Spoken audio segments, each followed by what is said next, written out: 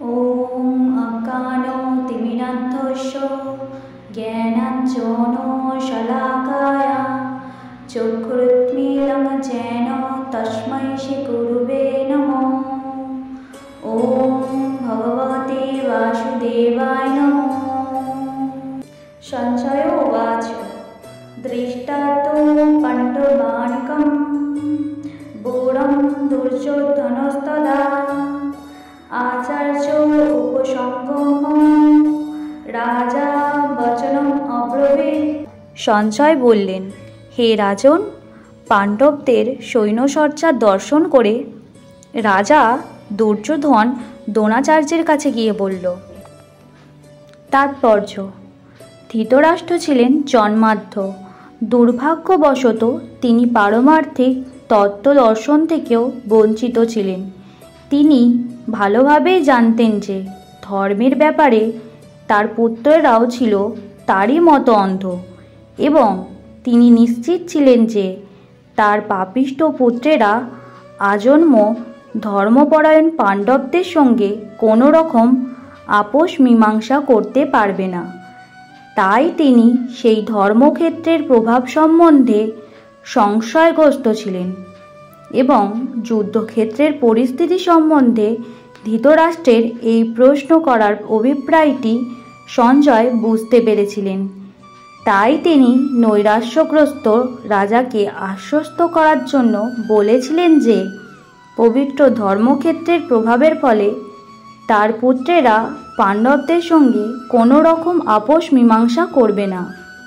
সঞ্জয় তাই রাজাকে অবহিত করলেন যে তার পুত্র দুর্যোধন পাণ্ডবদের সৈন্যসজ্জা দর্শন করে তৎক্ষণাৎ সেনাপতি দ্রোণাচার্যের কাছে উপস্থিত হল।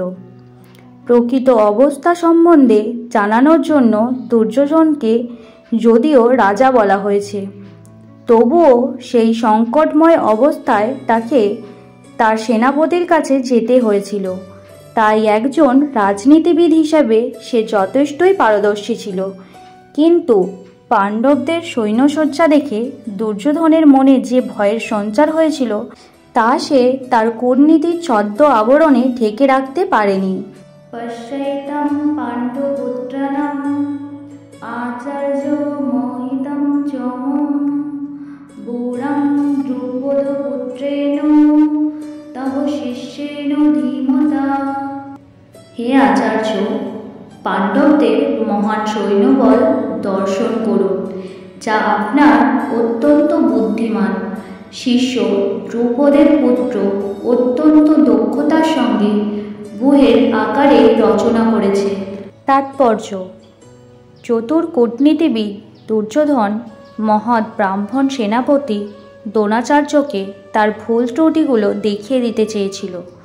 পাণ্ডবদের পত্নী দ্রৌপদীর পিতা দ্রুপদরাজের সঙ্গে দ্রোণাচার্যের কিছু রাজনৈতিক মনোমালিন্য ছিল। এই মনোমালিন্যের কারণে দ্রুপদ এক যজ্ঞের অনুষ্ঠান করেন, এবং সেই যজ্ঞের ফলে বর প্রাপ্ত হন যে তিনি দ্রোণাচার্যকে হত্যা করতে সক্ষম এক পুত্র লাভ করবেন।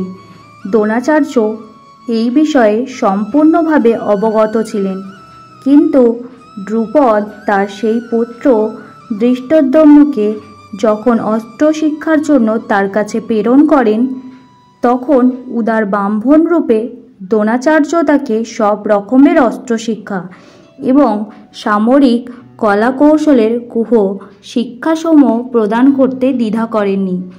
এখন কুরুক্ষেত্রের যুদ্ধক্ষেত্রে ধৃষ্টদ্যম্ন পাণ্ডবদের পক্ষে যোগদান করে তাদের সৈন্যব্যূহ রচনা করছেন। যে কৌশল তিনি দ্রোণাচার্যের কাছ থেকে প্রাপ্ত হয়েছিলেন, দ্রোণাচার্যের এই ত্রুটির কথা দুর্যোধন তাকে স্মরণ করিয়ে দিল, যাতে তিনি সতর্কতার সঙ্গে আপোষহীনভাবে যুদ্ধ করেন।